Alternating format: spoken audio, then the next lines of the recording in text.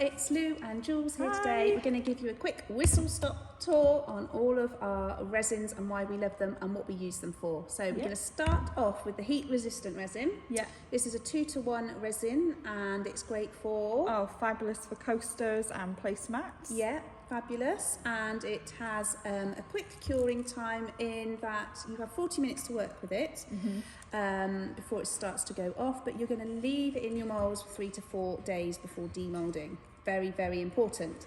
Next resin, Dome It. Have you used it? Yes, I've used this to put a little dome layer on key rings and jewellery. Yeah. Really gorgeous, shiny and clear. 2-to-1, but this is the only resin that is measured by weight. That is very important, and we do not warm up part A. It's the only resin that is slightly different to the others. So yeah, Dome It, very great, a great resin. Next resin that we have is our wonderful Coat It. Yeah, nice and thick, holds patterns well, is good for small casts.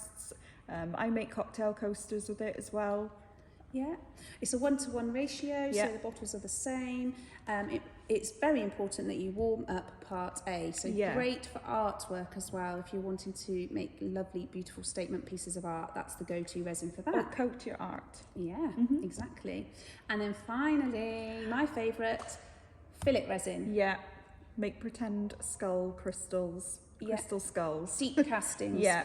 River table mates. Very, very thin.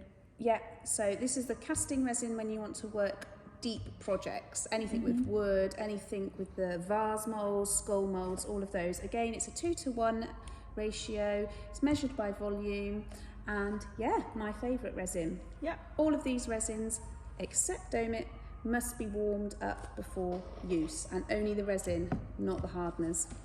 Great, thank you, see you soon.